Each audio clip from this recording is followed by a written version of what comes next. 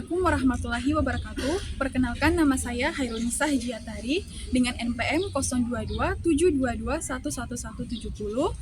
Saya mahasiswa aktif Universitas Hairun Maluku Utara dari Fakultas Ekonomi dan Bisnis Program Studi Akuntansi. Pada kesempatan kali ini, saya akan menceritakan sedikit mengenai perspektif mengenai entity teori dalam akuntansi, yang dimana merupakan salah satu tugas dari mata kuliah teori akuntansi dengan dosen pengampu Bapak Dr. Suwito. Perspektif entity teori dalam akuntansi, entity teori atau teori entitas adalah salah satu pendekatan dalam akuntansi yang berfokus pada perusahaan atau entitas. Nah, di sini sebagai suatu kesatuan ekonomi yang terpisah dari pemiliknya. Jadi perspektif ini memainkan peran penting dalam membentuk bagaimana laporan keuangan disusun dan ditafsirkan. Teori ini menganggap bahwa perusahaan memiliki eksistensi sendiri yang independen, dan sehingga segala aset, kewajiban, pendapatan, dan beban yang dimiliki atau dihasilkan oleh perusahaan adalah milik dari perusahaan tersebut dan bukan milik dari pemiliknya. Hal ini berarti bahwa perusahaan dapat bertindak sebagai subjek hukum yang dapat memiliki aset, mengakui utang, serta melakukan transaksi tanpa campur tangan langsung dari kepentingan pribadi pemilik tersebut. Dengan demikian, laporan keuangan dalam pendekatan ini berfokus untuk mencerminkan kondisi keuangan dan kinerja perusahaan sebagai satu kesatuan, terlepas dari hubungan dengan pemilik atau pemegang saham. Pendekatan ini juga memiliki implikasi besar dalam cara informasi keuangan disusun dan digunakan. Misalnya, investasi pemilik dianggap sebagai kewajiban perusahaan kepada pemilik, serupa dengan kewajiban kepada kreditur. Dividen yang dibayarkan kepada pemegang saham tidak dianggap sebagai beban, tetapi sebagai pengurangan ekuitas perusahaan. Perspektif ini bertujuan memberikan informasi yang relevan bagi berbagai pihak, entah itu eksternal maupun internal, yang berkepentingan dengan entitas seperti investor, kreditur, dan manajer, dengan fokus pada entitas sebagai pusat perhatiannya. Teori ini sangat cocok diterapkan pada perusahaan besar atau berbadan hukum, di mana kepemilikan tersebar luas dan penting untuk menjaga pemisahan yang jelas antara perusahaan dan pemiliknya. Nah, berikutnya yaitu prinsip utama entity teori, yang di mana satu, entitas terpisah. Perusahaan dianggap sebagai entitas ekonomi yang independen dari pemiliknya, di mana berarti bahwa aset, kewajiban, pendapatan, dan beban perusahaan milik perusahaan itu sendiri, bukan milik pribadinya. Entitas terpisah adalah prinsip utama dalam entity teori yang menegaskan bahwa perusahaan dianggap sebagai suatu kesatuan ekonomi yang terpisah dari pemiliknya. Dalam perspektif ini, perusahaan memiliki identitas sendiri dan berbeda dari individu atau kelompok yang memilikinya. Artinya, aset, kewajiban, dan aktivitas bisnis perusahaan tidak tercampur dengan kepentingan pribadi pemilik. Misalnya, jika seorang pemilik perusahaan melakukan investasi pribadi, hal itu tidak akan mempengaruhi laporan keuangan perusahaan, karena investasi tersebut dianggap sebagai aktivitas pribadi yang terpisah dari entitas bisnis. Pemisahan ini memberikan kejelasan bahwa penyajian laporan keuangan dan menjaga akurasi data yang mencerminkan kondisi perusahaan secara objektif. Implikasi dari prinsip ini sangat penting dalam dunia akuntansi, terutama dalam memastikan kredibilitas dan konsistensi laporan keuangan. Dengan mengadopsi prinsip entitas terpisah, semua transaksi yang dicatat dalam laporan keuangan adalah transaksi yang melibatkan perusahaan sebagai entitas. Sebagai contoh, utang yang dimiliki perusahaan tidak dianggap sebagai utang pribadi pemilik, dan sebaliknya, kekayaan pribadi pemilik tidak dihitung sebagai aset perusahaan. Pemisahan ini juga penting dalam hubungan hukum, di mana perusahaan sebagai entitas hukum dapat menuntut atau dituntut atas nama sendiri tanpa melibatkan pemiliknya secara langsung. Prinsip ini menjadikan landasan bagi banyak sistem hukum dan praktik akuntansi modern, khususnya dalam perusahaan berbadan hukum seperti perseroan terbatas. Nah, kedua ada fokus pada perusahaan. Laporan keuangan disusun untuk mencerminkan kondisi keuangan dan dengan kinerja perusahaan sebagai entitas, tanpa memandang kepentingan individu, pemilik atau pemegang saham. Prinsip fokus pada perusahaan dalam entity teori menegaskan bahwa penyajian laporan keuangan harus memprioritaskan entitas perusahaan itu sendiri, bukan individu pemilik atau pemegang saham. Perusahaan dilihat sebagai subjek ekonomi yang independen, sehingga laporan keuangan bertujuan untuk menggambarkan kondisi keuangan dan kinerja bisnis entitas tersebut sebagai objektif. Prinsip ini memungkinkan laporan keuangan menjadi alat yang informatif bagi berbagai pemangku kepentingan seperti investor, kreditur, dan manajemen yang membutuhkan informasi tentang perusahaan sebagai satu kesatuan. Dengan demikian, fokus pada perusahaan menjadikan laporan keuangan lebih relevan dan dapat diandalkan oleh berbagai pihak yang berkepentingan. Dalam praktiknya, fokus ini berarti semua transaksi, aset, kewajiban, pendapatan, dan beban yang dicatat dalam laporan keuangan adalah milik dan tanggung jawab perusahaan, terlepas dari kepentingan atau struktur modalnya. Sebagai contoh, jika perusahaan memperoleh laba, laba tersebut tetap dalam kendali perusahaan sampai didistribusikan, seperti melalui dividen kepada pemegang saham. Demikian pula, beban yang timbul dianggap sebagai pengurangan sumber daya perusahaan, bukan beban pribadi pemilik. Di mana pendekatan ini menciptakan pemisahan yang jelas antara entitas perusahaan dan individu yang terlibat di dalamnya, sehingga mempermudah penilaian terhadap kinerja perusahaan secara keseluruhan tanpa terdistorsi oleh kepentingan pribadi. Berikutnya itu yang ketiga ada akuntansi ekuitas. Dalam teori ini, ekuitas pemilik dianggap sebagai kewajiban perusahaan kepada pemilik. Dengan kata lain, dari perspektif entitas, investasi pemilik dipandang sebagai klaim terhadap aset perusahaan. Mirip dengan klaim kreditur, prinsip akuntansi ekuitas dalam entity teori menekankan bahwa ekuitas pemilik dipandang sebagai kewajiban perusahaan kepada pemiliknya.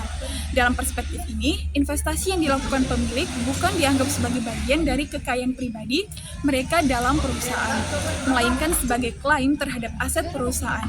Dengan kata lain, perusahaan memiliki kewajiban untuk mengelola investasi tersebut demi kepentingan pemiliknya, sama seperti kewajiban kepada kreditur. Di mana pendekatan ini memberikan pandangan yang lebih objektif dan konsisten terhadap posisi keuangan perusahaan, terutama dalam konteks pelaporan yang bertujuan memberikan informasi kepada berbagai pemangku kepentingan. Implikasi dari prinsip ini terlihat dalam penyajian laporan keuangan, di mana misalnya ketika pemilik menambah modal ke dalam perusahaan, pencatatan dianggap sebagai salah satu peningkatan ekuitas, bukan pendapatan. Sebaliknya, jika perusahaan membayar dividen kepada pemilik, pembayaran tersebut dicatat sebagai pengurangan ekuitas, bukan sebagai beban. Perlakuan ini mencerminkan bahwa perusahaan berfungsi sebagai entitas ekonomi yang terpisah dan memiliki kewajiban untuk memberi tanggung jawab pengelolaan asetnya kepada semua pihak yang memiliki klaim, termasuk pemilik dan kreditur. Dengan prinsip ini, laporan keuangan dapat memberikan gambaran yang lebih adil tentang posisi keuangan perusahaan tanpa terpengaruh oleh kepentingan pribadi pemiliknya. Dan yang keempat adalah pengambilan keputusan. Entity teori berfokus pada memberikan informasi yang relevan kepada berbagai pemangku kepentingan, termasuk manajer, kreditur, dan investor yang tertarik pada kinerja perusahaan secara keseluruhan. Prinsip pengambilan keputusan dalam entity teori menegaskan bahwa laporan keuangan harus disusun untuk memenuhi informasi berbagai pemangku kepentingan yang berkaitan dengan perusahaan. Entitas bisnis dianggap sebagai unit ekonomi yang berdiri sendiri, sehingga fokus pada laporan keuangan adalah penyediaan data yang relevan dan objektif untuk mendukung pengambilan keputusan baik oleh manajemen internal maupun pihak eksternal seperti investor, kreditur, dan regulator. Dalam pendekatan ini, laporan keuangan tidak hanya memperhatikan kepentingan pemilik, tetapi juga berbagai pihak lain yang memiliki hubungan dengan perusahaan. Penerapan prinsip ini memungkinkan laporan keuangan menjadi alat yang efektif dalam proses evaluasi dan pengambilan keputusan. Misalnya, manajemen menggunakan laporan keuangan untuk merencanakan strategi bisnis, mengalokasikan sumber daya, dan mengevaluasi kinerja operasional. Di sisi lain, kreditur menggunakan laporan tersebut untuk menilai kemampuan perusahaan dalam memenuhi kewajiban finansialnya. Sementara investor memanfaatkannya untuk menentukan posisi keuntungan dan risiko investasi. dengan menyajikan informasi yang komprehensif dan bebas dari bias kepentingan tertentu. Prinsip ini memastikan bahwa keputusan yang diambil berdasarkan laporan keuangan mencerminkan kondisi perusahaan secara keseluruhan, bukan hanya dari sudut pandang pemilik atau pemegang saham.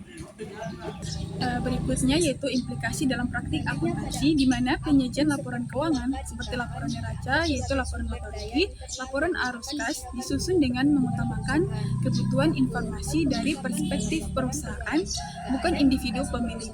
Dalam entity teori, penyajian laporan keuangan dirancang untuk menampilkan informasi keuangan perusahaan sebagai entitas yang independen dari pemiliknya.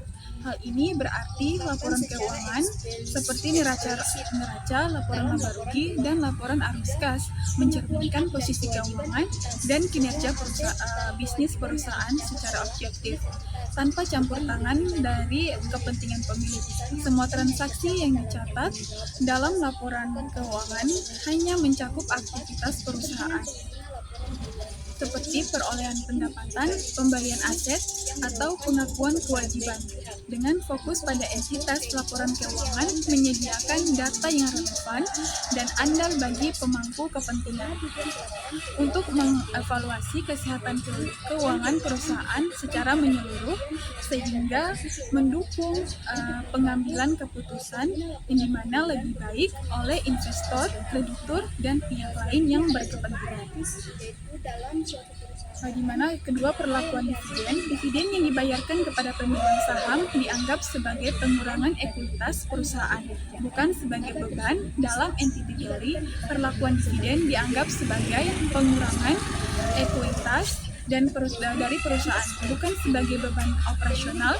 Hal ini karena dividen merupakan distribusi keuntungan kepada pemegang saham sebagai pemilik, di mana bukan pengeluaran yang diperlukan untuk menjalankan bisnis. Ketika dividen dibayarkan, laporan keuangan mencatat sebagai penurunan pada akun ekuitas pemilik, khususnya dalam laba ditahan, bukan sebagai pengurang pendapatan pada laporan laba rugi. Perlakuan ini mencerminkan bahwa laba perusahaan tetap menjadi milik entitas hingga didistribusikan, dan didistribusi tersebut adalah bagian dari kewajiban perusahaan untuk memberikan imbal hasil kepada pemegang saham, di mana pendekatan ini membantu menjaga kejelasan dan akurasi dalam mencerminkan kinerja operasional perusahaan secara terpisah dari keputusan distribusi laba. Berikutnya ada pemenuhan kewajiban. Dalam entity teori, prinsip pemenuhan kewajiban menegaskan bahwa kewajiban perusahaan sepenuhnya terpisah dari kewajiban pribadi pemiliknya. Artinya, perusahaan sebagai entitas bertanggung jawab untuk memenuhi seluruh utangnya secara mandiri, tanpa melibatkan aset pribadi pemilik. Sebagai contoh, jika perusahaan memiliki pinjaman dari bank, kewajiban untuk melunasi pinjaman tersebut hanya dibebankan kepada perusahaan, bukan kepada individu pemilik atau pemilik tersebut. Hal ini memastikan bahwa laporan keuangan secara akurat mencerminkan kewajiban yang dimiliki perusahaan, sehingga mempermudah kreditur dan pemangku kepentingan lainnya dalam menilai kemampuan perusahaan, di mana untuk memenuhi tanggung jawab finansialnya. Pemisahan ini sangat penting untuk menciptakan kejelasan dalam pelaporan dan hubungan hukum. Sebagai entitas terpisah, perusahaan dapat bertindak atas namanya sendiri, baik dalam pengakuan kewajiban maupun dalam pemenuhan kontrak.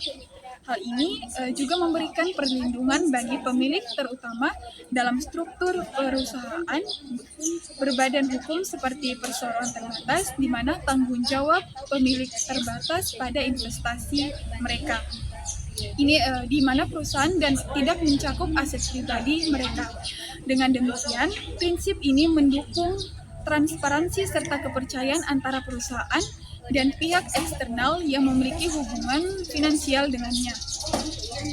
Di sini adapun keuntungan entity teori, yaitu mempermudah pemangku kepentingan dalam mengevaluasi kinerja perusahaan secara objektif, di mana berarti bahwa laporan keuangan yang disusun berdasarkan teori ini memberikan informasi yang akurat, transparan dan bebas dari pengaruh kepentingan pribadi pemiliknya. Dengan menganggap perusahaan sebagai entitas terpisah, laporan keuangan mencerminkan posisi keuangan, yaitu aset, kewajiban, pendapatan, dan beban yang sepenuhnya berkaitan dengan aktivitas perusahaan, di mana tanpa melibatkan aktivitas pribadi pemilik, hal ini memungkinkan pemangku kepentingan seperti investor, kreditur, dan manajemen untuk menilai kinerja perusahaan secara menyeluruh dan objektif, tanpa bias atau data yang tercampur dengan kepentingan individu atau pemilik tadi. Di mana sebagai contoh, seorang investor dapat dengan jelas memahami apakah laba yang diperoleh benar-benar mencerminkan kinerja operasional perusahaan, bukan hasil dari keputusan pribadi pemilik, seperti pengurangan atau penambahan modal secara sepihak. Demikian pula kreditur dapat memastikan bahwa kewajiban yang tercatat adalah tanggungan perusahaan, bukan kewajiban pribadi pemilik. Pendekatan ini mendukung pengambilan keputusan yang lebih baik karena semua informasi yang tersedia fokus pada perusahaan sebagai entitas ekonomi yang independen, sehingga memberikan kepercayaan lebih kepada pihak eksternal atau luar perusahaan dalam mengevaluasi kelayakan bisnis yang ada pada perusahaan tersebut. Baik, itulah presentasi dari saya mengenai perspektif teori entity teori dalam akuntansi. Mohon maaf apabila ada salah kata, dan saya undur diri. Wassalamualaikum warahmatullahi wabarakatuh.